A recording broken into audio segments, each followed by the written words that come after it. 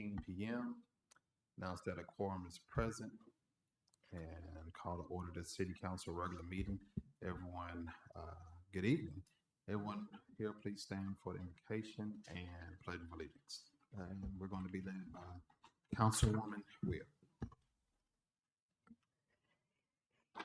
Good evening. The person I had to speak is not going to, to do the invocation is not going to be available this evening, so we're just going to do a moment of silence.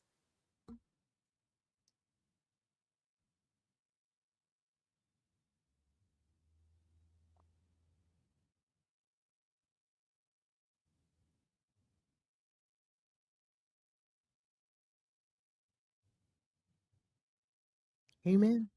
All right. I pledge allegiance to the flag of the United States of America and to the republic for which it stands, one nation, under God, indivisible, with liberty and justice for all.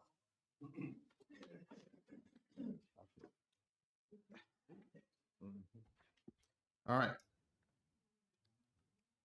We have a proclamation, and then we get to some public comments.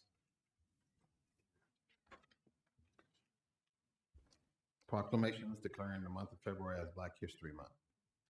Proclamation. Whereas during the Black History Month, we celebrate the many achievements and contributions of people of African descent have made to our country, and whereas the observance of Black History Month calls on our nation attention to the continued need to battle racism, to build a society that lives up to its democratic ideals, and whereas we recognize this year's Black History Month theme of African Americans and the arts, and whereas African American art is infused with African, Caribbean, and Black American lived experiences, and whereas in the field of visual and performing arts, literature, fashion, folklore, language, film, music, architecture, culinary, and other forms of cultural expression, the African American influence has been paramount.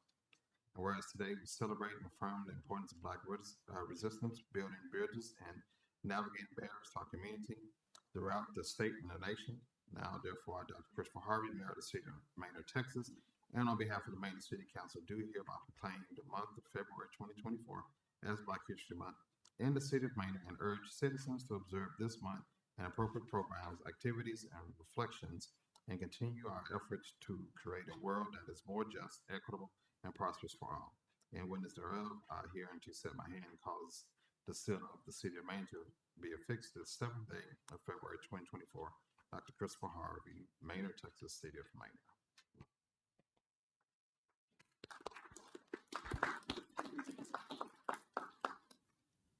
All right. I think we have some displays outside, and we've actually collected artwork from students in our local school district, Maynard Independent School District. And so definitely want to thank the school district. They were a few of the board members and the superintendent was here earlier tonight Mr. Kevin Segura for putting together the artwork and working with our city team to get the displays out there this month.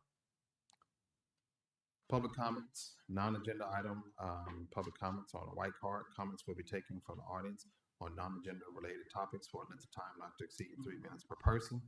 Agenda item, public comments, yellow card. Comments will be taken from the audience on non-agenda and agenda items combined for a length of time not to exceed 5 minutes total per person on all items except for public hearings.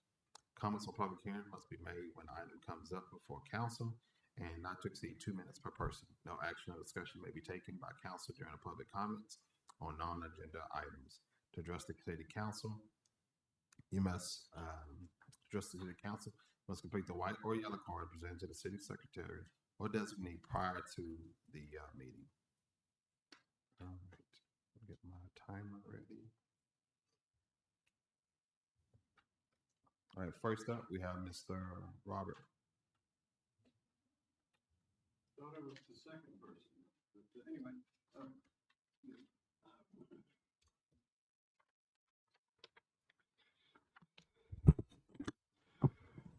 Thank you, Mr. Mayor. My name's Robert Bataille, also known as Robert Battle. Just for the record book, when I criticize you guys, I'm not trying to do it out of meanness.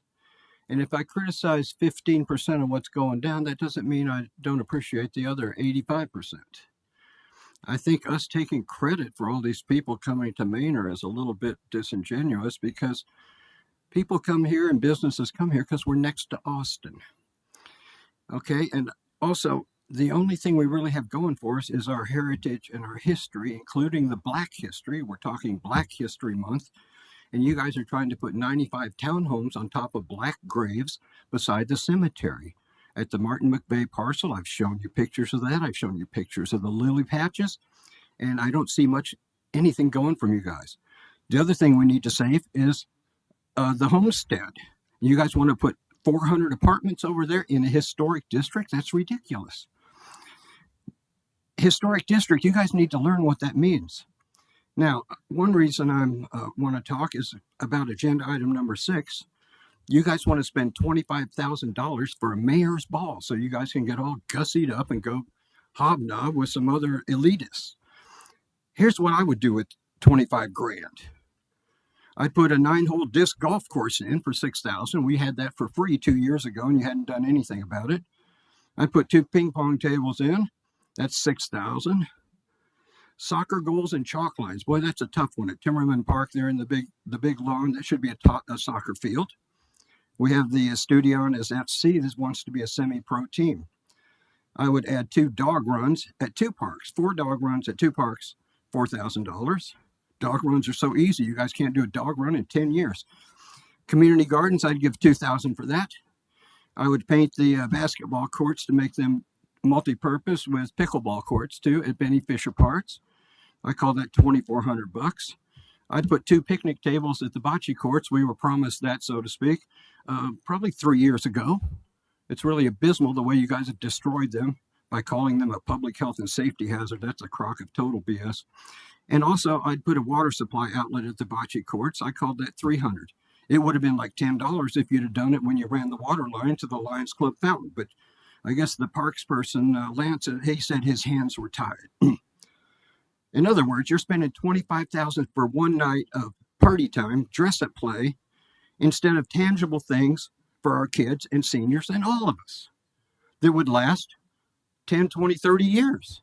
But instead of that, you want to dress up for one night. So I think I'm going to have my State of the City video. It's about 30 minutes long. I'll try to get that out and send it to you in the next couple days.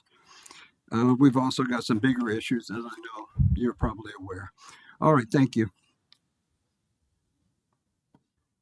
All right. Next, we have Miss Kim. Oh, not yet.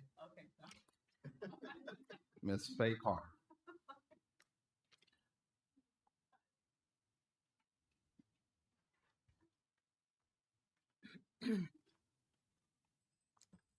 Hello, everybody. I'm Faye Carter, and I just love the Black History display. I will be first. I want to thank you guys for your service to the community, and I really love the way you take flack. Y'all get me down when it's my time is up, because I'm real passionate about Black History Month. But anyway, I just love the way you take criticism and stuff, and you just look straight ahead, and thank you for your service. But anyway, I just want to encourage us as a country to be united. I'll be 81 this next month, and I marched under Dr. King's tutelage and authority to help. And our part was to help integrate the University of Texas. So I'm just so proud, and I just thought, we was really getting towards the dream. And I talked to a lot of young Black people, young Black kids, and they like, no, nothing's been done, everything's bad, and it's just, so I'm just asking y'all and us to do our part to unite. And we have so many accomplishments, like you were talking about, that can be that each one of us can do. I called the radio station. I was telling them about Black history, and what he said, what can 2 white guys do about Black History Month. What is our part in America?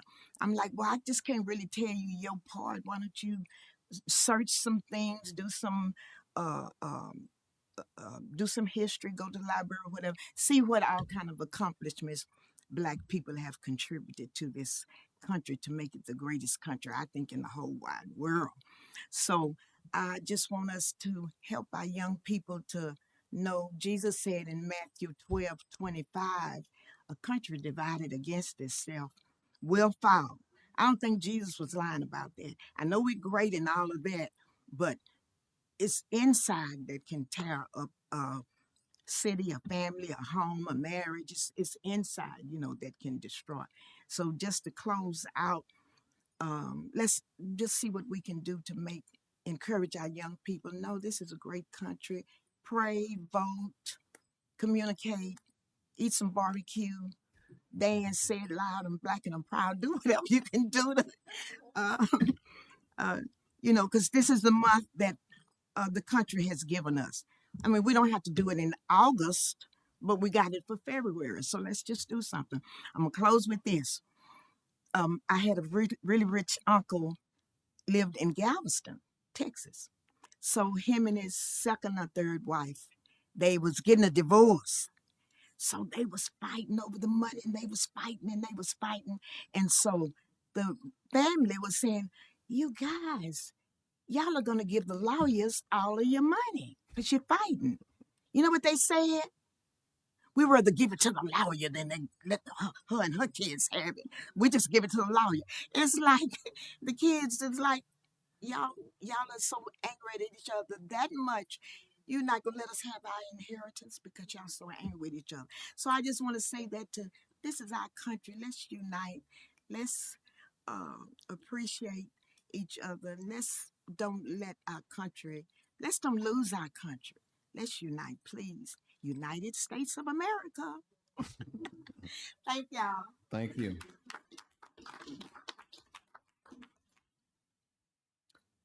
All right. Moving on to reports. We have reports on some community interesting. So we have item A 2024 proposed city events and application process. And Ms. Yolanda is coming up. And before you start, you were supposed to have been introduced to us officially this morning or this evening. I'm sorry. But Mr. Moore, you want to go ahead and do that since Ms. Tracy's out? Yes, sir. Mayor, Council, and viewing audience that's tuning in today, we'd like to welcome Ms. Yolanda Santana as the new Heritage and Tourism Manager. She's hit the ground running. Her and Yubi and the team had a hand in what was displayed in the foyer, so we thank them for doing that for us. But she wants to come before you just to share with you some of the highlights for 2024 and just let you know that she has a busy schedule, but I think she's hit the ground running and really wants to pick up where Debbie left off, but just continue to build on the things that our citizens are expecting, but also let them know we have a place, an organization that's really willing to put our best foot forward to make everybody feel welcome all the time, not just some of the time.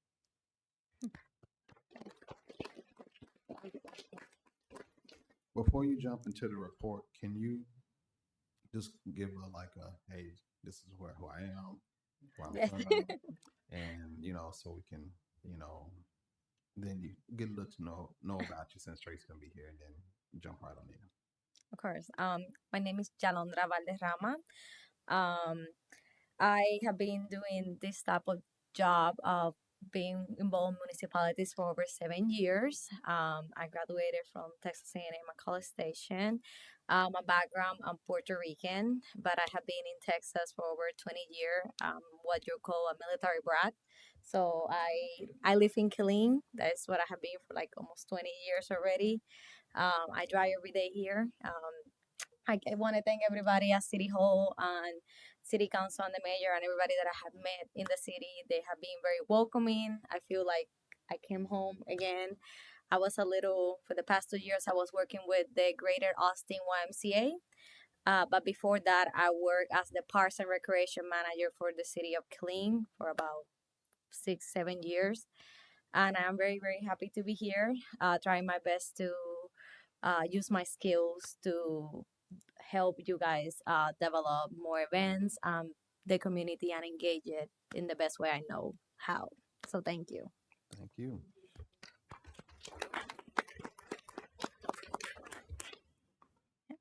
Is everybody ready? Yes, ma'am. Okay. I am giving you guys a report of proposed events that are coming now in 2024, or the rest of this fiscal year, where we're going to be having.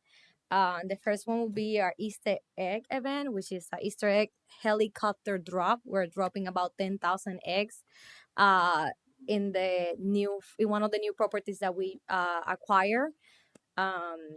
That will be on March 30 from 11 a.m.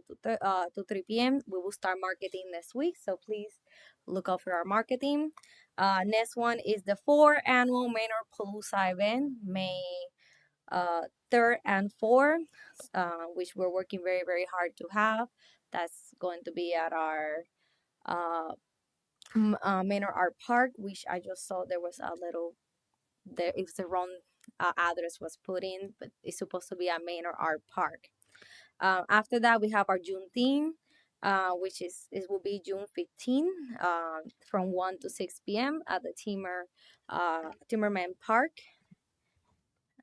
Sorry. And then last, we have our 4th July celebration, which it says 4th July, but the day is still to be fully determined. And it's going to be at Manor AISD Athletic Complex, just like had been planned before. For the 4th July event, we have different proposals. Either we can do it on the 4th July, or we can celebrate it the weekend before, which it will be the Saturday before, which it will be June 29.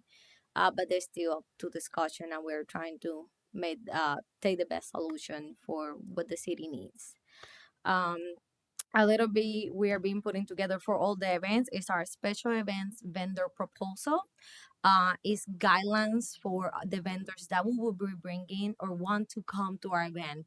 When I mean vendors, I mean from food trucks, arts and craft, a commercial, anybody that wants to come in and put their businesses, showcase their businesses are at events. We have a process for there. As you can see on item A, you will be able to see there is a vendor analysis across surrounding areas and surrounding cities. How is their process and their vendor fees and the vendors types that they work with. So this is an analysis that I make around surrounding areas. Then I have some averages of how much it costs each city or each, because they're all municipalities that do special city events, of the average of their fees based on vendors and based on type of food truck or food vendors. And then in the bottom, I created a description of the type of vendors that we will be having or inviting to come to our special events, and you have descriptions and a proposed fee schedule right here. And if you see after that, it is our proposed vendor application with the rules and regulations that not just us are putting it, but these are based on state laws and county laws that we have to follow. So they're all here. Do you guys have any questions about any of these as of right now? Council members? No. I have a question. Is there a reason why Bastrop has not applicable for the fees? Bastrop doesn't have anything right now out there. I spoke to their community development department, and they don't have anything set up as of right now. But that doesn't mean that it will not come out later on. I'm pretty sure they're coming out with something. A lot of the cities also, as you can see surrounding us, do event types, vendor types and vendor fees based on this size of the event and the day of the events. That's very common.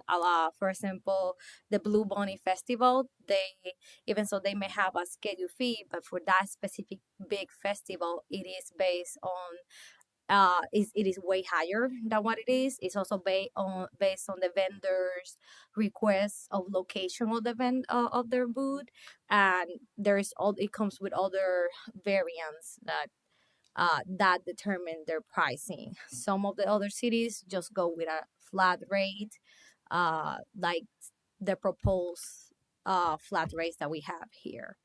Um, so yes, any other questions? Council? Okay. I would say I think, we definitely want to ensure that whatever process that you all put forth, allows for people to still participate at the high level that people have been doing. And so I think that's been one of the success of the events is how we've been able to bring in different food trucks and companies, you know, families that start up a restaurant, get a truck or get this, or the folks that set up those crafts. So I think as long as it's not taxing on them and we can still keep them, then I know for sure I'll be supportive of how you all are working. I know there was been some events where there were already fees collected, so I Correct. appreciate this work. Yes, and if you see those fees are in the low end of any other city's fees, so we are still in the low range of fees, like it's still under any other city, based on the range that I am proposing. So which is a good start since this is a brand new process that we have, so it's a good starting base to start creating standards and regulations for our vendors. It's not just to create rules and regulations with standards that vendors will follow, but also to keep our attendees and everybody we bring safe, because a lot of these regulations are mainly for safety procedures, and a lot of the things that are being asked here is something that we already kind of doing it, but through the public work permits and also things that the county require, especially on the food vendor side.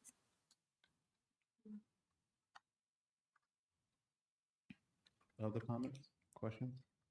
I have one more question. Um, Based off of remembering kind of what the mayor just said, and then just coming to some of the events before. On the last part of the description of what we could potentially charge, the nonprofit and community groups, it's $0, but it says it cannot exchange money. Could they accept donations though, if there's not an exchange for anything, but they're donating? Basically, we should not be allowing that. Is letting third party entities basically gain money from a city budgeted and city pay events is actually against the law in a lot, not just on our state level but other like federal level, so we have to be very careful about that. But they can come and they can promote their businesses and they can encourage people to like go to, I have seen like Girl Scouts having fundraising but digital, like virtual, so they promote it and then they direct people there, but physical exchange of money right there should not be happening. I like that idea. I was just thinking that, um, of course, hopefully, a lot of our nonprofits have already come across that in other places of just kind of promoting what they have, but not, um, I guess, accepting anything illegal. Let me say that. Doing anything illegal, but I guess being new to us, um, or new to me, knowing about this, maybe the person prior to you already had that already figured out and made that mention. But if it was somewhere in there that it says that they're still not allowed to make donations or accept any, I think that would be nice. Of course, to put we in can there. make those changes accordingly. Yes, we can. Any other questions about the proposed fees and vendor process and upcoming events? I really, really like the fact that we'll have that application process because it'll help track and keep up with who we're working with and help with that liability piece. And I would like for us to try to keep Juneteenth on Juneteenth, especially since it's a federal holiday. Um, Juneteenth is going to be a Wednesday, if I'm not mistaken, the 19th. It's a day off since it's a federal holiday now, so everything is closed on that day. Yes. So that's kind of growing up in Texas. It was always a big deal about being able to participate and getting counted absent in school. And there was a whole lot of people that went to the Capitol during those time periods, and so that it could be celebrated on that day. So we want to make sure that that we try to honor that work in that space. So now that it's an actual holiday, it will be taken away from it to not honor it on that holiday. Well, basically, this proposed day, as I say, it's a proposed days, Okay. is an analysis that I made around surrounding areas, events, and holidays. So these days were not just chosen; there are days that were going through an analysis that I did over surrounding areas, events, and especially holidays. For this one specifically, usually municipalities or cities do not do special events on the holiday, because not everybody has the day off. So if we want to make sure to our festivities and celebrations reach everybody, we need to be more strategically which day we selected, so we can celebrate it with everybody. And that is what the reason, but that doesn't mean that we cannot look into it doing something on the day. Again, this is just a Yeah, proposed day. check out the work we did last year and the success that was there, and because everyone in the area does do something on Saturday, Mhm. and so it becomes a huge kind of deal if everyone having events on that Saturday. But one of the things that we have been praised for from people that have attended on the day, especially from the African American community, was celebrating Juneteenth on Juneteenth. Of And course. so, just just passing that feedback forward, and then Thanks. And that will bring me to the marketing area, which it covers those how we market this event. So actually, we get the most people, and actually, we have a competing chance with any surrounding events around the same days. I have been working to create a marketing plan that will help us target the most audience. So we have been I have been putting together different ways of how we can market it. So I been collecting data from different companies that are market like media related company to create a plan. So as of right now, I have a plan put together for all these upcoming events that will target all markets area. We will have from digital marketing to radio, to posting, to printing, to live streaming, to STI, STV, all those marketing areas. We will be collecting them. For example, our STV is when I'm pretty sure all of you guys have Hulu and like all these streaming devices. You know, some of them has some announcement there that you cannot just look past the announcement. So we will be there. Our especially Metropalooza will have their own commercial in those for surrounding area. This is very targeted, so it targets only people in the surrounding area within 100 miles radius of Manor. So we are putting this plan together, and as soon as we finish it, we'll be more than happy to present it to you guys. But those are the way that we will be able to be very strategic with the money, especially on the marketing area, to be able to be fully successful on these events and bring as much people, not just in from Manor, but outside of Manor and target surrounding areas. So yeah. any other questions? That's awesome. I'm pretty interested in looking forward to that. We're gonna do anything for Hispanic Heritage Month? Yes, we Okay. are still working on what we're going to do, so we are still open to suggestion for any of those. Okay, cool. I'll talk to you later then. Of course. Do anybody have any other questions? I just want to say that's exciting, and I'm happy that you're here, and even everything that you have to bring forward. I'm excited for all the work. I've been impressed so far. Definitely. Thank you. Thank you so much. Okay. Thank Have you a nice again. one. All right. And Mr. Yolandra, there were some notes that were taken in I guess one meeting before Ms. Charbonneau left, and they did have what you're asking for, Mr. Councilmember Reno. It did have some, our last meeting with them, there was some notes about Hispanic Heritage Month. So, Okay, cool. Sounds Yeah. good. Thank you. so that was part of that last piece that we met and talked about. All right. All right. Let's see, moving right along to the consent agenda.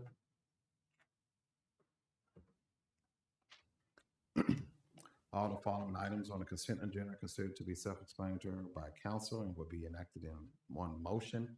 There will be no separate discussion on these items unless requested by the mayor or a council member, in which event the item will be removed from the consent agenda and considered separately.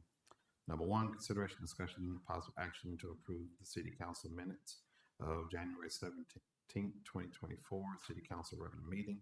Number two, consideration, discussion, possible action on the purchase agreement for Maynard Car Wash LLC for a water easement and temporary construction easement for parcel number 3. Do we have a motion on the floor? Mayor Council, I'd like to make a motion that we accept the consent agenda as read.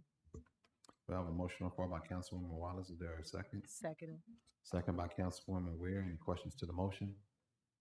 Any questions to the motion? Being none, all in favor? Opposed? Motion passes 6-0. Regular agenda items. Number 3, consideration, discussion, possible action on change order. Number 1, to construction contract for fiscal year 2022 Capital Metro Pavement Improvements Project. Ms. Pauline.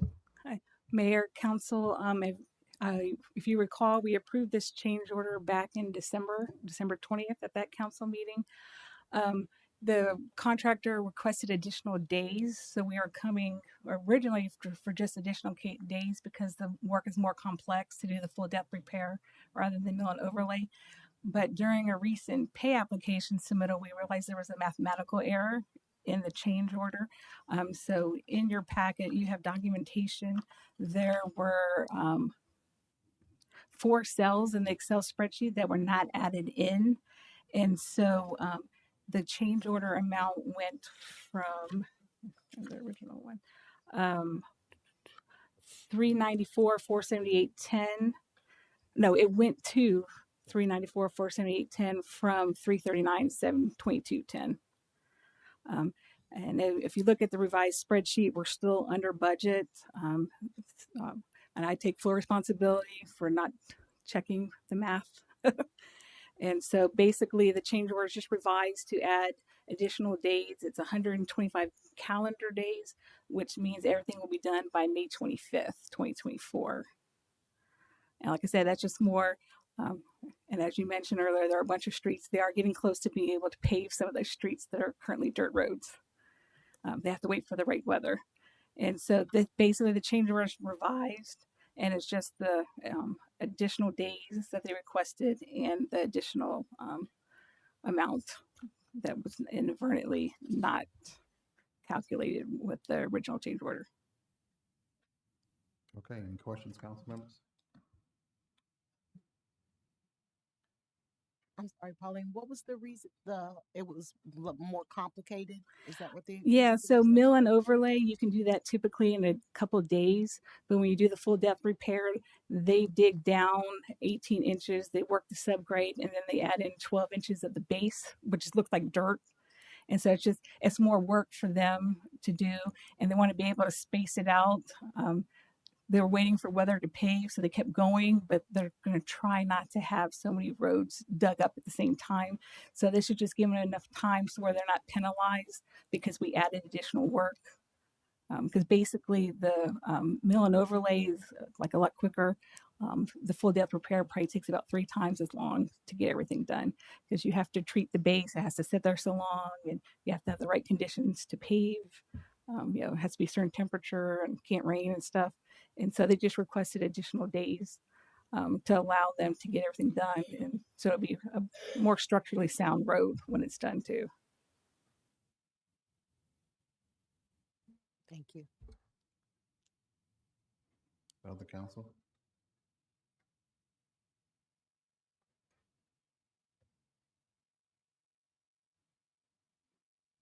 I just want to add that the Capital Improvement Committee, we did meet on this. And so we got a chance to discuss it and learn about this. And yeah, I think the big issue with this one versus some of the other projects that were already there was the level of difficulty of fixing this road, which it still lasts for quite a long time with the products that they're going to be using, Yes. materials that Yes. they'll be using.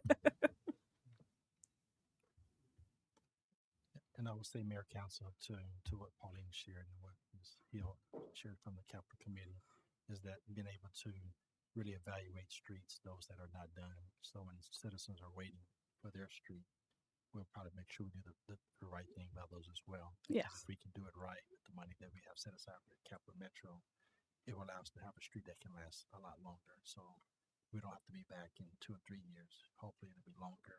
Again, just making sure the roadways are, that's what people talk about. So we wanna make sure, again, as we grow, we want to make sure we do the right thing about the streets and allow the contractors and the feedback come to us. So if we have to do something different or less lane miles to do a bigger street, to do it right, more likely that's going to be the process in which we come to you every year just to make sure we get a bang for our buck. Other questions? All right, no questions. I'll take questions, comments, or motion. Did have one more question. So we're confident that there's not going to be any more additional charges because that's about $54,000 difference. Yes. in the amount. Yeah, there's nothing. We went through, we looked at all the streets that hadn't been done yet, and we decided which ones needed to be modified from the mill and overlay to the full depth repair. So there shouldn't be anything else. Now, typically at the end of these paving projects, we may come in because it's estimate how much asphalt they're going to lay and stuff. So sometimes we'll do a change order at the end just to true up all the numbers, but there won't be anything like this significant. We've already made the decision on the major repairs that need to be done, so that there shouldn't be anything else like that. We've already looked at all the remaining streets. Thank you. Which streets are going to need the full depth repair? There is an exhibit in your packet. Page 89. It's very small, mine. It's very small. Yeah, so basically all the areas that are marked in that we marked in yellow with the yellow bubbles were originally going to be mill and overlay, and those are going to be changed to full depth repair. I got it. I see it. Thank you.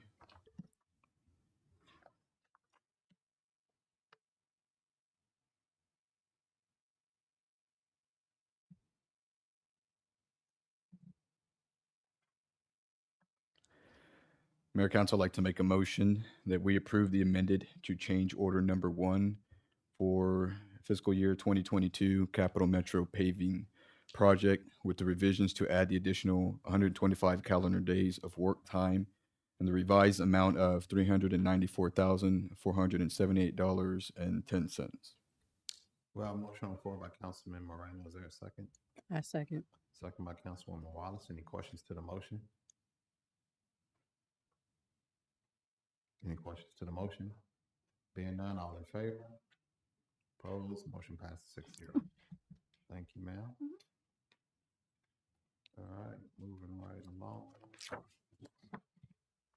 Item number 4, consideration, discussion, possible action on statement of work to perform a sanitary sewer evaluation study, SSES, to reduce inflow and infiltration, I&I, in the city's sanitary sewer system. All right. Good evening, Mayor and Council. Excuse me.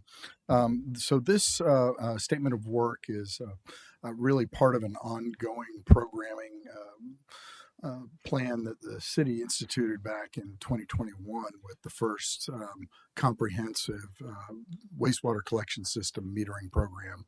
We went in and basically created a GIS model of the whole city system and then analyzed all of the various sub-basins within it. If you recall, in 2022, there were some investigations on some basins over on the east side there. Carriage Hills and Bell Farms. There were some of the leakiest areas that were identified in the report. Addressed those first. The report included several years worth of recommended investigations to focus on priority areas. And so this is the next set of investigations following the first one. And these are going to be over more to the west side of the creek, over on the west side of Hamilton Point, north end of Hamilton Point, and going all the way up on the north side of Wheeler and so forth on the east side of Old Downtown, and then over near Parsons and Cary Manor on the west side. So the scope of the project includes smoke testing, CCTV testing, dye testing as appropriate, manhole inspections at various levels and so forth. And from this, there will be more specific defects that are identified for correction or repair by the city. We've already seen improvements over on the east side, correcting some leaky manholes and wet wells and those sorts of things that were identified earlier on that are helping to reduce the I&I, which helps the city get the most out of its existing wastewater infrastructure and treatment capacities. So this is a continuation of that program with areas of high priority I&I issues to be addressed. Questions, comments, council?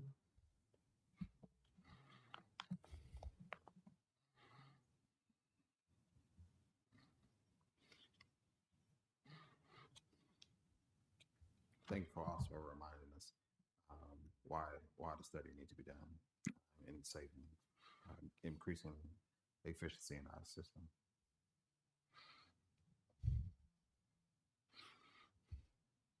I have a question.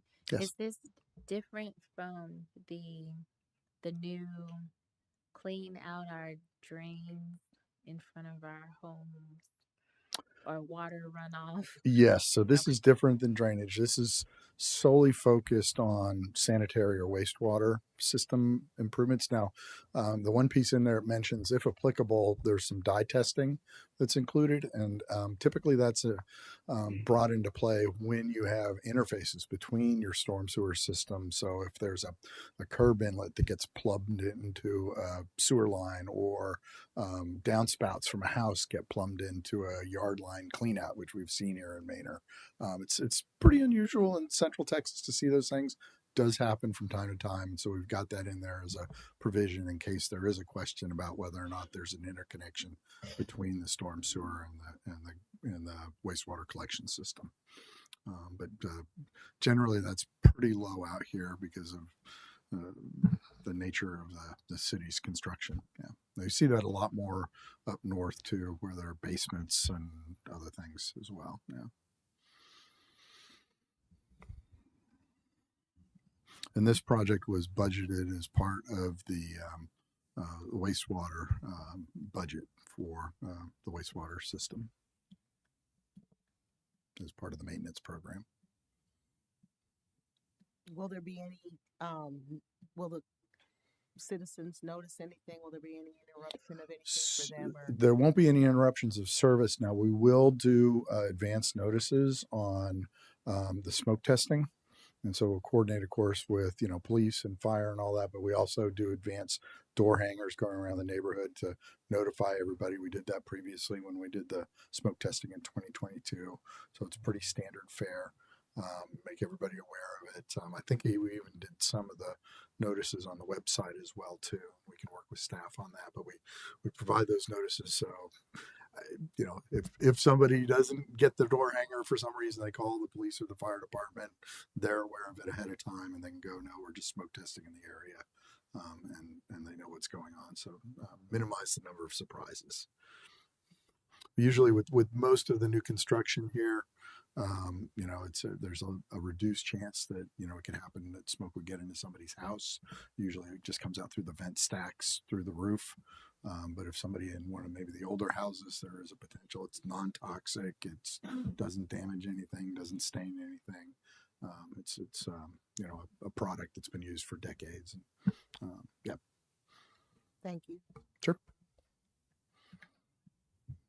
Other questions? I would say council to a lot of the streets that we're doing too, kind of back to the previous item. If we know we can camera and televise those particular mains, the goal for us is to make sure we don't pave and then cut a street thereafter. So that's some of the things that we do. Try to proactively evaluate what's underneath. If it's water lines that's been clamped together or sewer lines that's got maybe clay material, hopefully when we know we have a good, again, the program with the streets is to evaluate the infrastructure underneath. Mhm. So that way we don't have to come back and see a nice street paved and you have a patch. So we want to make sure that those are the things we want to avoid going forward, so the citizens won't feel like we're being wasteful in those instances. Other questions, comments? Is this a one-time event or is this the? So we had planned and worked with Matt and his group on a program for several years. So this is the second out of 3 or 4 years that we had in the original report of programmed priority investigations. And so the idea is we go identify it, and then the city, either does repairs that they can do, like if it's a clean out or if it's a manhole that needs to be coated, we've got a contractor that comes in and does the manhole coatings. If it's a line repair or replacement, it may need to contract out for that, just depending upon the severity and size of the repair that's necessary. So if it's a line that's got a lot of problems in it and is slated for wholesale replacement, that would probably go out under a bid type of construction contract. But as much as possible, try and do things with spot repairs or point repairs with city forces where available, or specialty contractors. So it's a variety of different things depending upon the defects that are identified.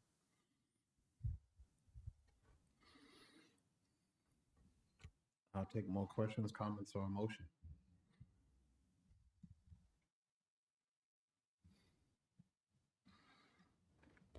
Mayor Council, I'd like to make a motion that the city council approve the statement of work number 30 to George Butler Associates, Inc. for the 2024 sanitary sewer evaluation study in the amount not to exceed $72,226. I have a motion on the floor by Councilwoman Wallace. Is there a second? A second. Second by Councilman Moreno. Any questions to the motion? Any questions to the motion? Being none, all in favor? Opposed? Motion passes 6-0. Thank you, sir. All right. Thank you. Come on up, sir, Mr. Matthews. He's going to need this piece. Staying in the theme of water and wastewater and Yes, sir. storm water. Good evening, Mayor and Council. I think this was a great intro to come right I in. got to read it real fast. Okay. Consideration, discussion, possible action on purchasing a vehicle-mounted utility inspection system for filming inspections of the city's wastewater and storm lines. There we go. All right. Thank you, sir. I'll say it again. Good evening. Good evening, Council. This is a great introduction. I think after following GBA's SSES survey that they do, I did want to add that we did do a pretty approximate around 75 clean out kind of repairs on that first basin they did. We also did take advice on all the wet wells and the manholes that they've had. We've currently this last year have already done about 9 manholes. But this leads into the piece that I'm coming into today for the consideration, discussion, and possible action on purchasing a vehicle-mounted utility inspection system from Silsby Ford in association with Patterson Equipment Company. You'll see that I reference this as a camera van. I know most of the kind of the general knowledge people hear of camera van, they know it's usually a camera that films wastewater lines. And you can also, it's called also CCTV inspection equipment. I know it was pretty lengthy what I put on the summary, but I wanted to try to inform you as best as I could. Is I did get some more updated numbers from GBA on how many miles of lines we actually do have as far as wastewater lines. It's actually 70.72 miles that we have here in Manor.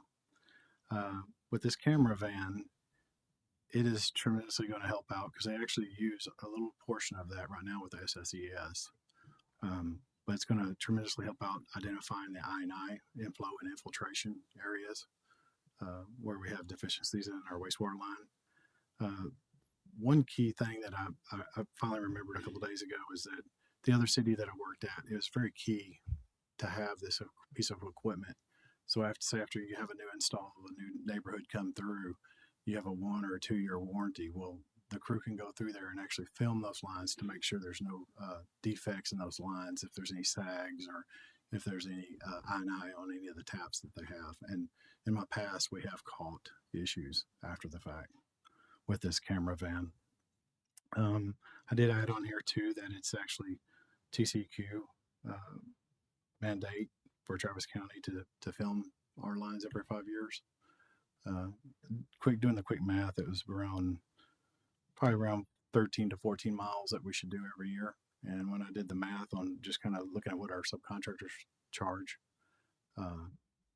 for filming lines, and then they got to clean the lines before they film the line. And basically, with the amount that we have here, we will be able to pay for this piece of equipment in 2 years if we keep up with our 5-year plan. It definitely will identify repair work, pipe failure, and then we can locate those. We had them actually come out and demo the camera van several times, well, actually 2 times. And this last time, we're actually able to get them in more of the older part of town where we have a bunch of vitrified clay. And within an hour or 2, they found 2 main breaks, collapses. So we are trying to prepare and be ready for when we do actually get to use this equipment. We're going to have to really kind of buckle up our boots and get out there and try to do a lot more repairs.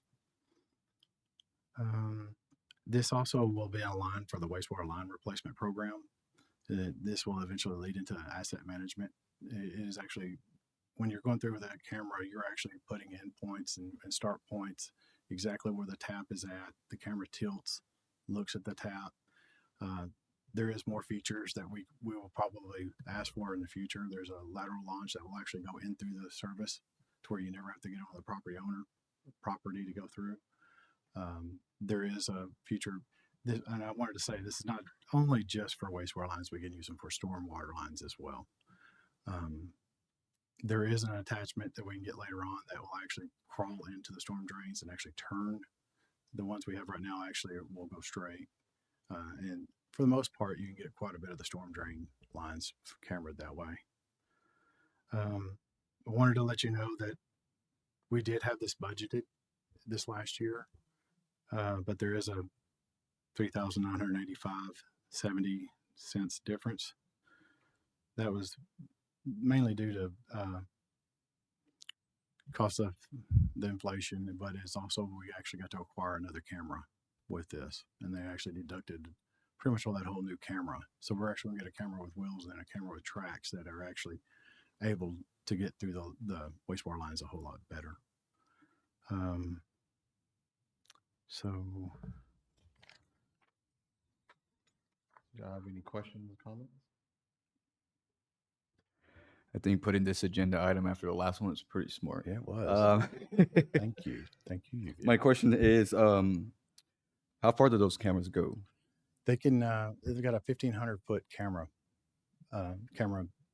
wheel with it, and you could almost every manhole should be on about 500 feet in spacing, so we could almost go through 2 or 3 manholes at a time.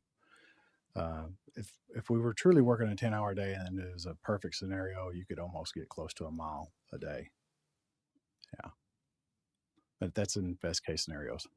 Yeah, and I did want to introduce Jeff Patterson. He's with the Patterson Equipment Company. He's here with us. And I actually have Raymond here. So if you have any questions too that I can't explain, but I have personally been on the camera van and done the work. So it's a lot easier to see what you need to do, because a lot of times it could be a leak, but you know how water travels, this least a path of resistance. And this will put us right on it. And then you can actually locate it, put the depth on it, and go right to it. So I really do want to thank y'all, even for the VACCon truck that we got, the combination truck. So with this tool, looking at locating exactly where it's at, that piece of equipment has been tremendously, it's getting used every day. It's a lot easier on the guys' backs. They can get to the line, and it's a lot safer. So. Questions, comments, motion? I think you answered one of my questions about how often it would be used. Oh. Daily. Yeah. Got it. So does that also mean that you already have the staff that you need um, to use this, and then also, I guess, training and things like that is already there? Definitely some training, and we do have personnel that has the aptitude to run this camera. I will be coming and asking maybe for some more staff to help consistently with that camera van.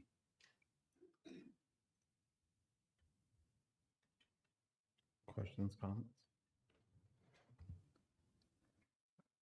Mayor, Council, I'd like to make a motion that we approve the purchase of the CCTV inspection equipment with Silsby Ford in association with the Patterson Equipment Company for an amount not to exceed $251,940.70. We have a motion on the floor by Councilmember Moreno. Is there a second? I second. Second by Councilwoman Wallace. Any questions to the motion? Go ahead. I think my last question was, if approved, how soon would you be able to I think purchase and own? they've actually got one in process right now. They said we could get in February. 20 to 30 days. It's just about done.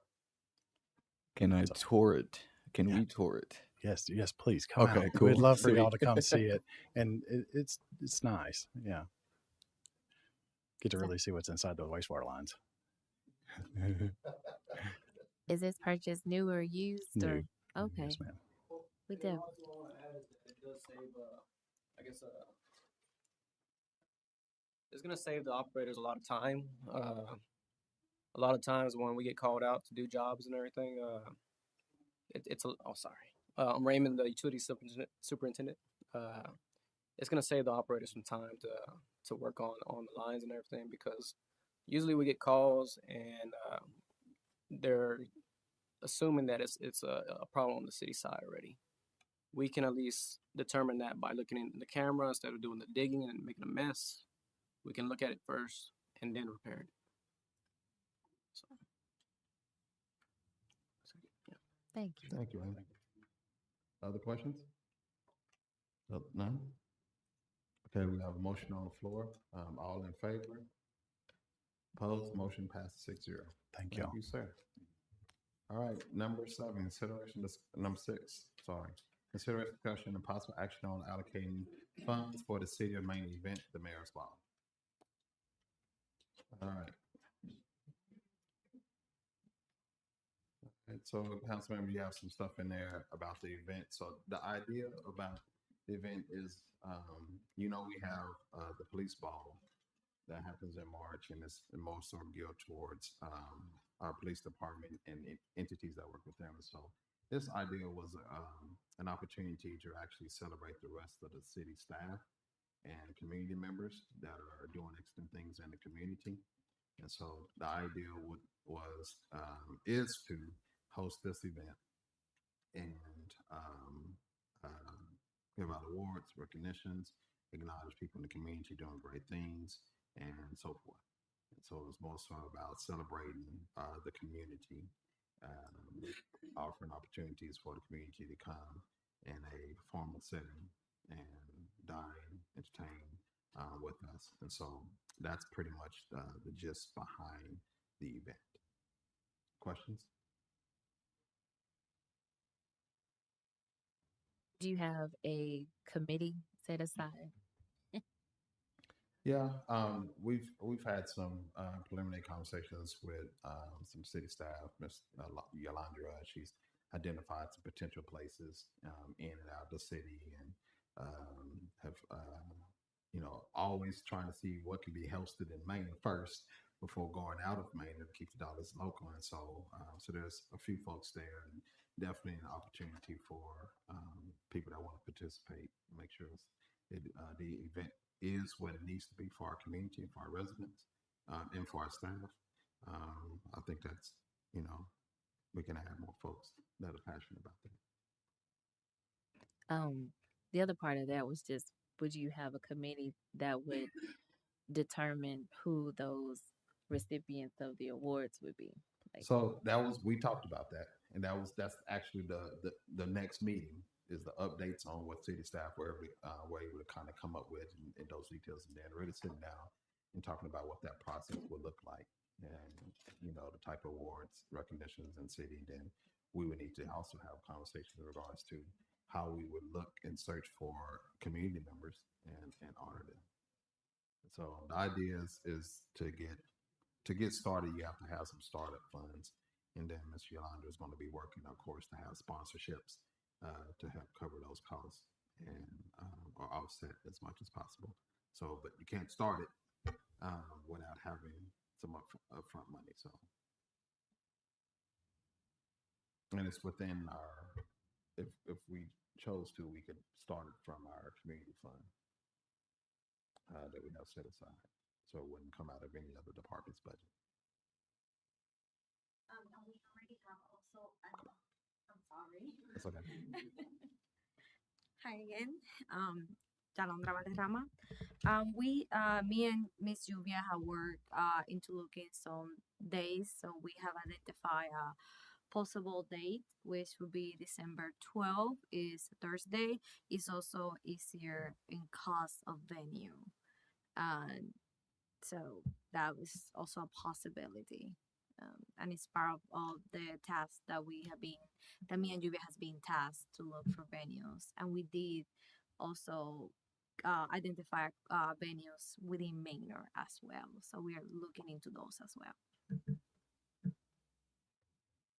Questions, comments, concerns, if any? Is there a reason for this number as an initial start? Well, so I mean, that's from what we looked at when we had our meeting. Ms. Yolanda was talking about kind of average cost in the area. It's actually probably higher than that. So I was surprised when I saw it at 25,000 because it would actually cost more if we were to cover the full thing out of pocket. But this is more so it's venue and those kind of things are pretty costly and expensive. So that's actually a pretty decent price considering we're trying to do it within the same year, and we're trying to try to do it local within either in Manor or very, very close to Manor. So those are pretty good costs. And then just kind of remember these are upfront because we're going to try to get those sponsorships. So the automatic, those who sponsor to help to cut the cost are the ones we recognize. No, not having to do with that. And anybody that's always donated, given it, they've never necessarily received an award. They're given because they care about the city and the residents. Other questions, comments?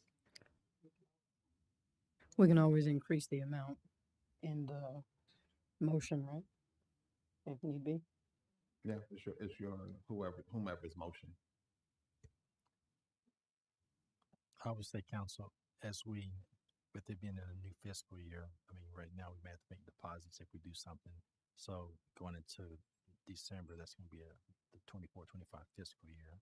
So if there's something that exceeds a budget that we finalize, which we can talk about doing budget, we can just make sure we got that covered. And then again, we should have some sponsorship to be able to help, make it an event that, they cover certain things. And again, I think you would have a lot of support when you do an event like this. And if it's planned right, you'll see some people come out and see people want to see us host a good event, and not necessarily a card or a gift card, but it just be more or less having people really come out and show some appreciation, because the 150, if you had an event, you had a gathering. So anytime you're doing things, you want to just make sure you go with that mindset that we have people that may want to help. So it depends on how soon we ask them. But if this is the one ask, this is the time to make sure you plan based on the council's input and make sure the ask is like Councilmember Wallace is indicating. Until we get that budget, we can definitely have that conversation if it's more than what we need to do for as a venue and everything else is planned with. Well, I think what I'm asking is if it's going to come from the community programs money that we have set aside, You can make that motion put that in the and motion then that choose that's, the amount that you would allocate. So the request is for 25. So if you wanted to do something different, you can make that in your motion. okay, thank you. Other questions?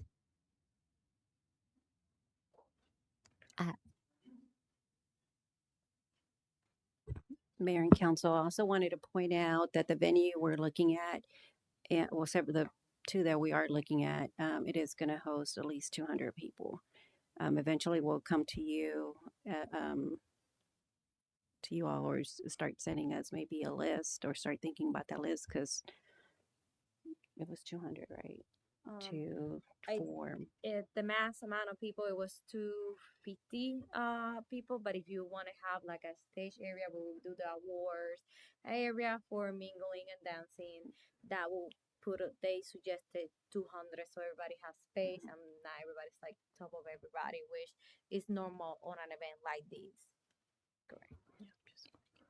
So we're looking at hosting it on a Thursday. Yes, it's cost effective, and one of the venues that we're looking, which is at Manor right now, that is a fully available day, and we get good discount because we're the city.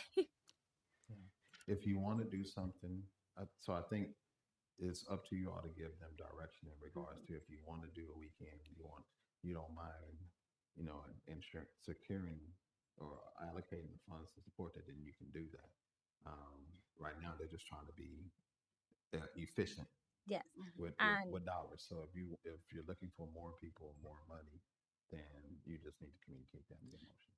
in addition, right now, none of the venues that we have been looking has any Saturdays or Sunday available for this year, especially on that time of frame. And we have been looking. So just keep in mind, a lot of these venues are also used for weddings. And November and December are winter wedding season. So finding something that is also in our budget that is around Manor or on Manor during a weekend is very, very hard if we didn't book at least a year and a half to 2 years in advance. I'm sorry, I don't think I was clear here. What date were we looking at? Sorry? December 12th.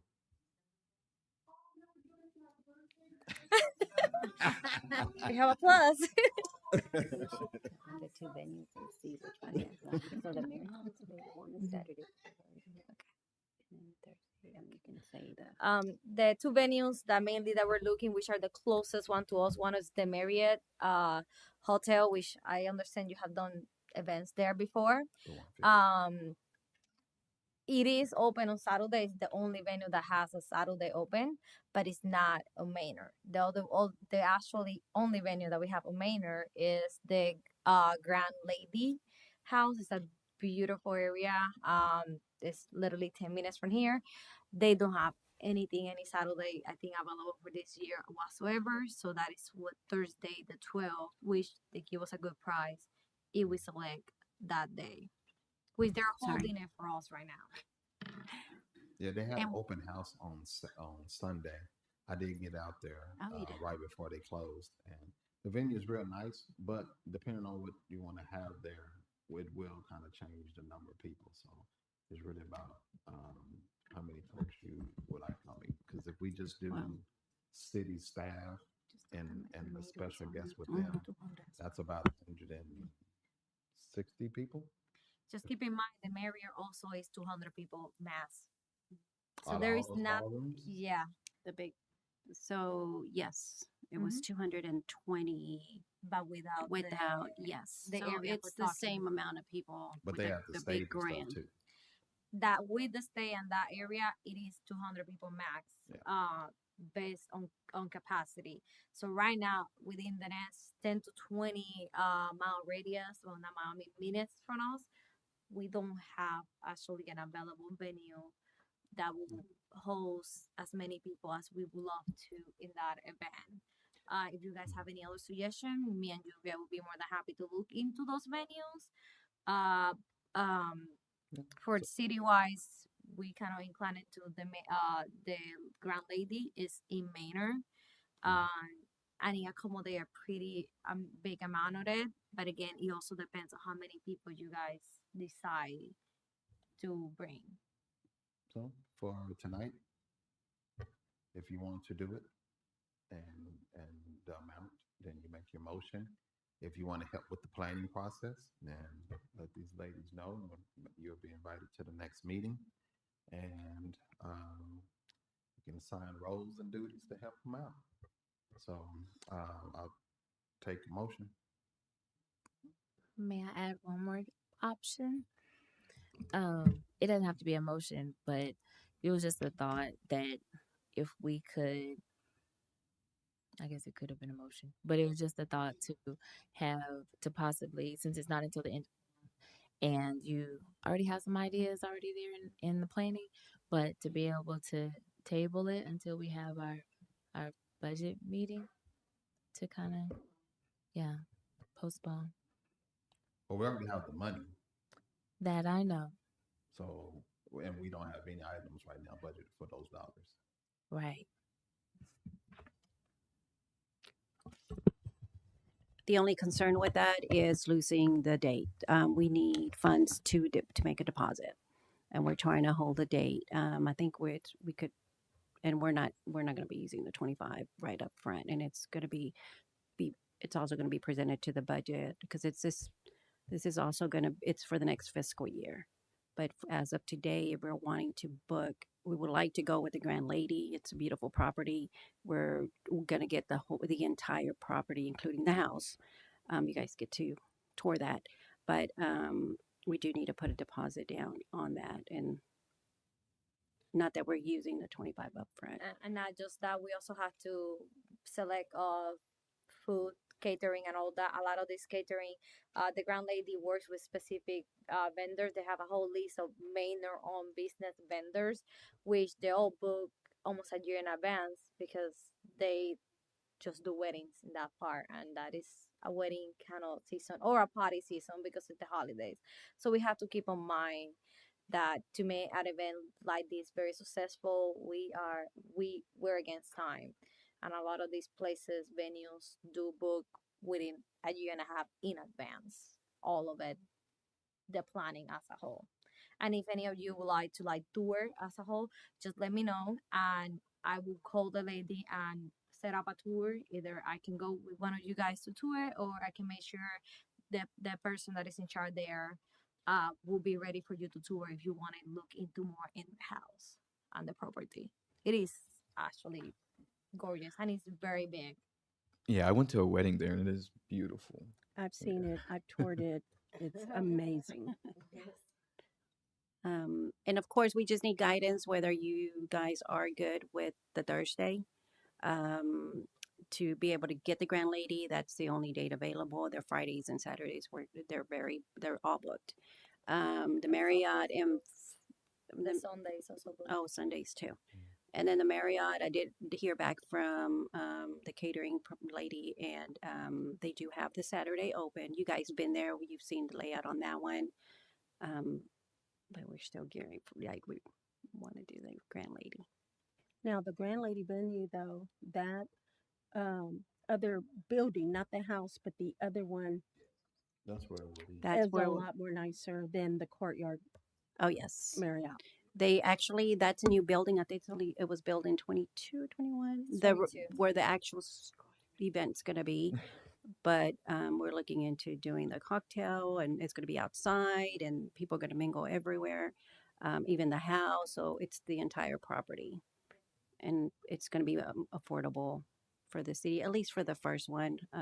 Hopefully, if we like it, we can hopefully book it for a Saturday next year, something like that. But just to get it started. Maybe one day we get our own civic and conference center, and we can have beautiful balls and beautiful events like those in one of those. So make sure we plan for more than 250 in those venues if we get one. Well, I'm excited for this. So, Mayor, Council, I'd like to make a motion. City Council approve the allocation of funds from the community program funds in the amount of $25,000 and direct the city administration to include the Mayor's Ball as a yearly city recognition event for the city of Manor. We have a motion on the floor by Councilmember Moreno. Is there a second? Second. Second by Councilwoman Weir. Any questions to the motion? I have one more question. Yes, ma'am. What is the refund policy or the cancellation policy for that venue? Or is it just completely non-refundable once you make the deposit? We get 50% back if we need to cancel it. Before there's specific amount, they don't call me. I may have to look back to the agreement they sent us. But I think it's within if we cancel at least 3 to 4 months in advance, we get everything. But anything before that, we do lose at least 50% off, and it keep going down as the day get closer. But for specific time, and don't call me, I will have to go back to the actual contract for that detail. Okay, thank you. Other questions?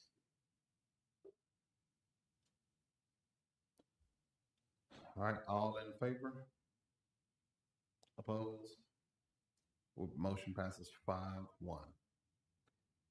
Let's see, consideration, discussion, possible action on waiving building and development related fees for Travis County Emergency Service District 12 Fire Station located at 12701 US Highway 290.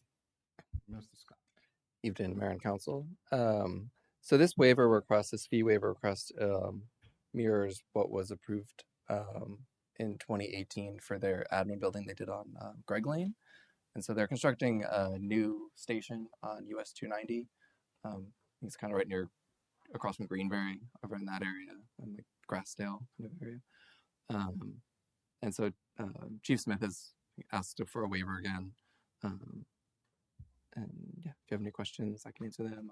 There's representative Kim from the fire department here as well. That's who I called earlier. No. Questions, comments, council members? So we did it before when they did the build out on the land of leasing Greg Lane by the senior high. And then the request is for the land that they've purchased for this build out for the same person.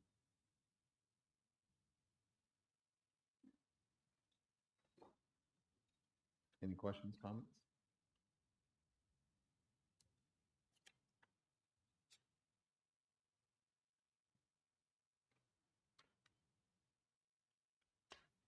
Questions, comments? Yes, Yes, ma'am. but I'm never gonna come out the wrong way. But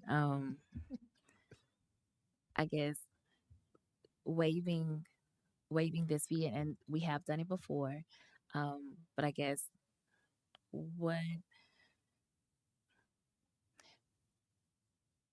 Maynard contributes to this space, does that not go to any of those for the funding, development, structure, operations? Is that a different area? Am I in the wrong? Am I thinking wrong about that? So I guess what the fees would cover for the city? Well, I feel like, I guess I was under the impression, I thought that Manor as a city, like as residents, like we give a tax or a portion of our goes to ESD 12 anyway. Mm-hmm.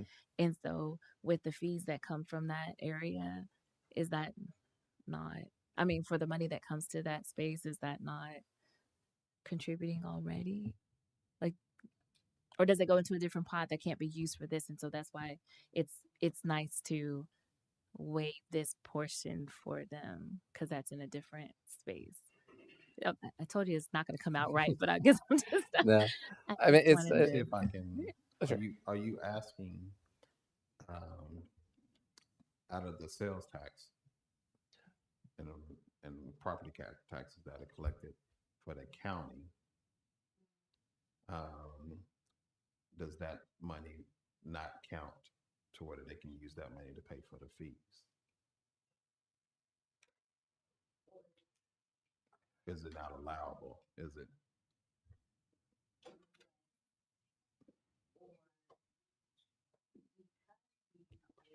Yes, or because we contribute so much already, do we have to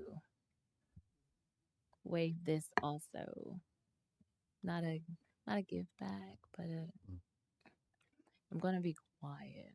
It's not coming out right in a nice way, but I'm just in an inquiring manner. But So I think it's a request, from stakeholder partner to stakeholder partner. Hey, you know, you all helped us this last time with this. You covered that cost. We're trying to build a station over here, and would you consider to do the same thing? So is it required? It's not required. It's just a request. Would we consider that same act of kindness? that was nicely put. Yes, and that is what the request is being made under. Sort of, they're public safety governmental entity, and so they're sort of just asking another governmental entity, with the fees that we have discretion over, if we would waive them. Yeah, it's kind of like what is it? Do unto others as you have them do unto you. We get facilities from other partners at zero cost, and so just to keep that in mind.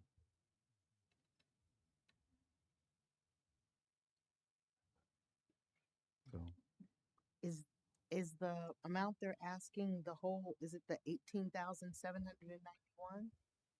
That's the current amount that's on their permit. So that would be like their building permit. There was another 602 that was paid on their site permit, and probably since those go through a couple of revisions, there might be another 500 on that. Like, I really wouldn't see the fees that could be waived going really past 20,000, because impact fees, to waive those, you would actually have to. I mean, you could waive it for them, but the city then would have to pay into our impact fee fund, because you really can't waive impact fees. They're payable by everyone except for the school district, who under state law doesn't pay impact fees, but everyone else does, and so that is still paid for their connection to our wastewater system.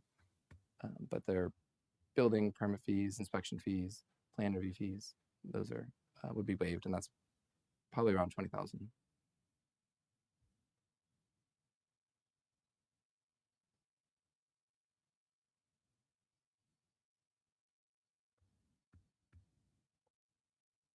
Take questions, comments, or motion.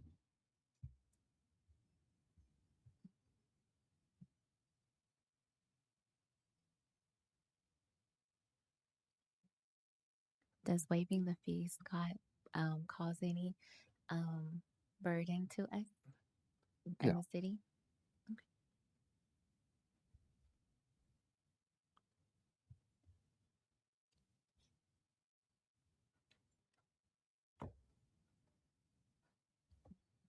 Question, comments, or motion?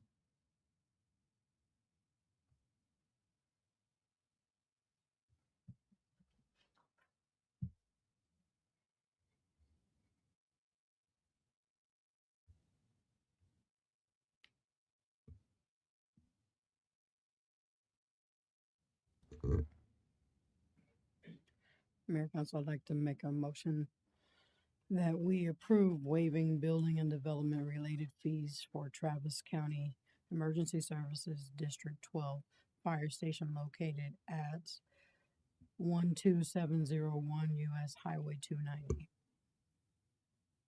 We have a motion on the floor by Councilwoman Wallace. Is there a second?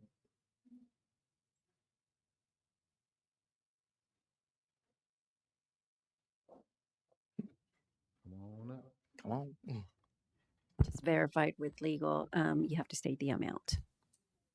Total amount, please. Could it be a not to exceed amount? Okay, I would say not to exceed 20,000. Not to exceed $20,000. We have a motion on the floor by Councilwoman Wallace. Is there a second?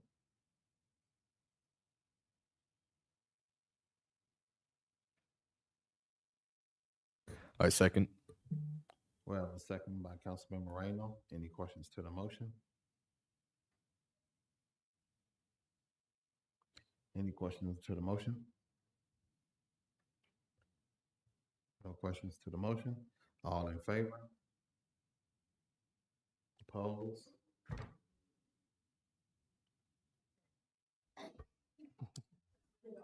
Okay, we didn't have everybody vote, so we need to take the poll again.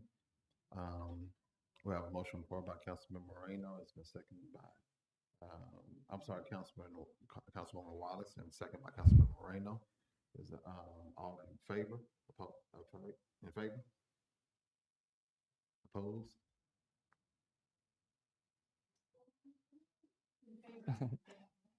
We got a vote. You got questions that you would like to ask to help you on the fence? Help you make a decision?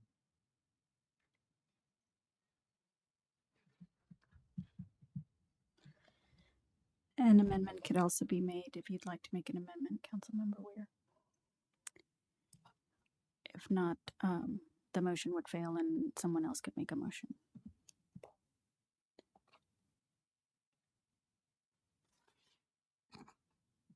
Veronica Rivera, Assistant City Attorney, for the record. Oh, didn't know who you was.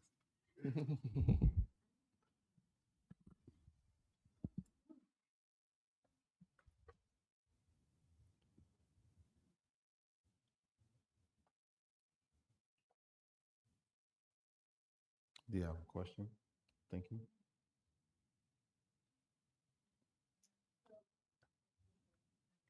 I would say, Mayor Council, knowing that these facilities are not built or request every year, I mean, it could be another 10, 15 years. But if there is space, like we did with the Lions Club, and we needed a meeting space of some sort, we would just make sure, if need be, if we needed a meeting space, make sure that would be available to the community. I think that would, at least until we get our facilities built, we have the school, but if it's something that came up that you needed to meet beyond City Hall, like we had to make the chef last week, just always make sure our community partners see that we may need them in some way. I guess that was my concern. It's like we did it one time before, and then we're being asked to do it again. And then, I mean, it's good to be a good partner, it's good to be a good neighbor, but what about us too? I mean, that's where I'm having the trouble. It's like, what do we gain for our citizens? What do we gain for anything for us doing this again? Yeah. And I think I'm trying to be rude. I'm just saying that. I mean, that's honestly how I feel. Like, what did it once? We're being asked to do it again. To what plus for us, our citizens? And I think as we look at our footprints and what's available, whoever comes, like I said, this is the only agency, but I think when you look at, the request or the ask, but then again, we can also make sure there's things for us, because we need to make sure we can point to that agency as being a partner for us. And there's going to be times they have to really, not because of the fees, but just because of some of the things that we know we have to bring before the council, and just say, hey, is this a normal way of business? It's just, there's some things for you, another taxing entity or non-taxing entity, you keep that in mind too. Yes, ma'am. Council members, I also wanted to let y'all know that at this time, if there is silence and if you call the vote, if someone calls for the vote, silence is consent in accordance with Robert's Rules of Order, and the City Council has adopted Robert's Rules of Order. So wanted to make you aware of that as well.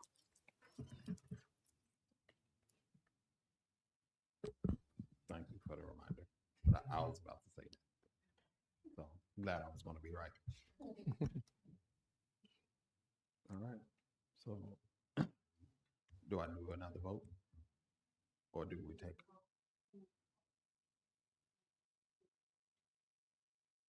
Okay.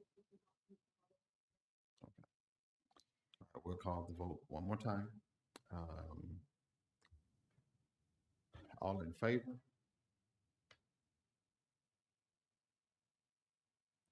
Opposed?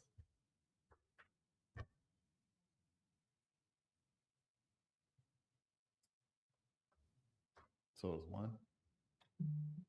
So it's 5-1. Because of silence. Yeah. There we go. Motion passes. Thank you all. Thank you. All right, moving right along to item number, what are we on, 8? Yes, sir. All right. Second and final reading, consideration, discussion, possible action on ordinance annexing 0.98 acres of land or less being located in Travis County, Texas, and adjacent and contiguous to the city limits.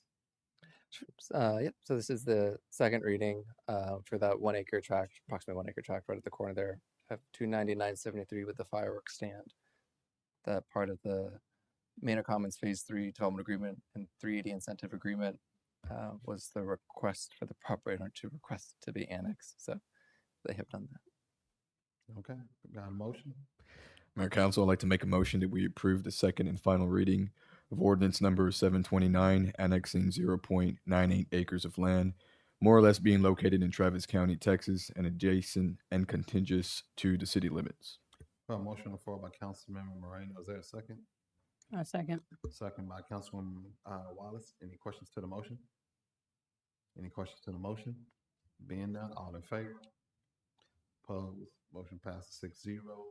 Number 9, second and final reading, consideration, discussion, and possible action on ordinance rezoning Manor Commons Phase 3 on one lot on 0.98 acres, more or less, being located northeast corner of US Highway 290, 973, Manor, Texas, from agriculture to light commercial. This is connecting that for that Timmerman Park piece. Not Timmerman Park, but the commercial. Yeah. So this tract is the one you just approved the annexation for. So the zoning was applied for concurrent with the annexation. C1 is what the remainder of the tract is zoned. The other 32 acres. So this just makes it all one cohesive property. You want a motion on the floor? Mayor Council, I'd like to make a motion that we approve the second and final reading of ordinance number 730, rezoning Manor Commons Phase 3, 1 lot on 0.98 acres, more or less, and being located at the northeast corner of US Highway 290 and FM 973 of Manor, Texas, from agricultural to C1 light commercial. We have a motion on the floor by Councilmember Moreno. Is there a second? A second. Second by Councilwoman Wallace. Any questions to the motion? Any questions to the motion? Being none, all in favor? Opposed? Motion passed 6-0. Consideration, discussion, possible action, entering into a service agreement with Ashley and Associates for performing an audit and accounting assistance services of the financial statements of City of Manor. Mr. Moore. Mayor Council, the item before you is to get the service agreement for the 22-23 financial audit, and also the agreement for audit services for this year. Take a motion or questions about the audit? Have we used this company before or this business before? Yes, ma'am. They've been with the city. And I think after we get a new finance director, we're more likely to go out and solicit bids for the next fiscal year. And I think by law, we should rotate your auditors every so often. And so that'd be an opportunity to do that once we get a new finance director on board, just to make sure we have another set of eyes look at our books. How long has this one been with us? Oh, it's been a while. It's been on over the rotation. Yeah, Got it. I've been here 7 years, so we've been using them as probably longer. By law, we do. It's every 2 years that we need to change auditors, or at least do go out for bid.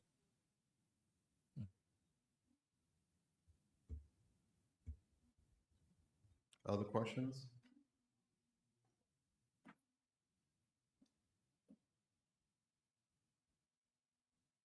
Other questions or motion? Mayor Council, I'd like to make a motion that the city council approve the service agreement with Ashley and Associates for performing an audit and accounting assistance services of the fiscal year 2022-2023 financial statements of the city of Manor and authorize the city manager to execute the agreement. We have a motion on the floor by Councilwoman Weir. Is there a second? A second. Second by Councilmember Reyna. Any questions to the motion? Any questions to the motion?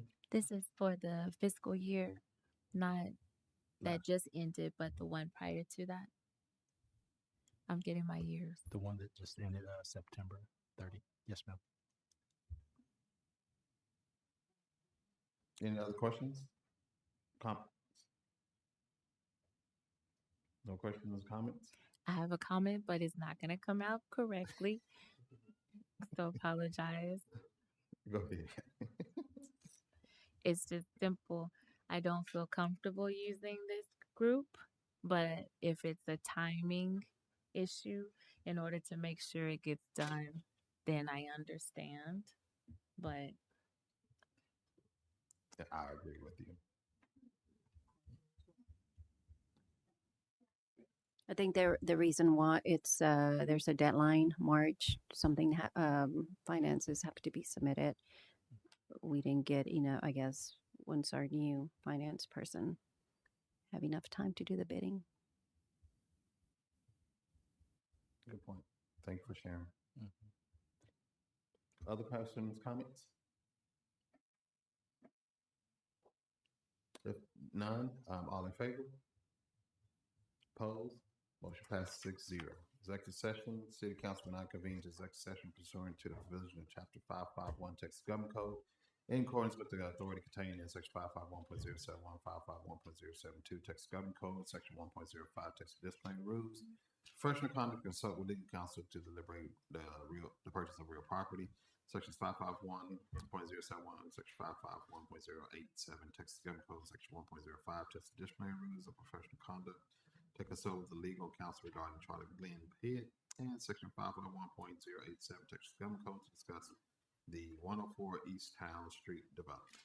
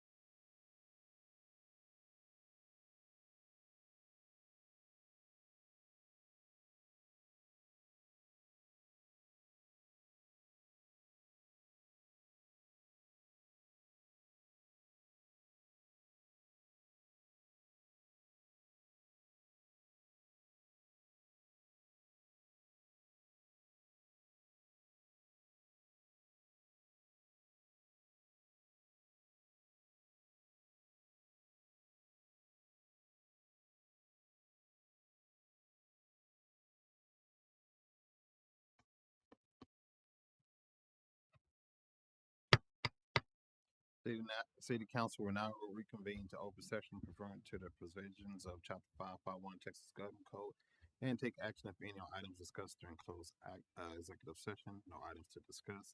This means adjourned.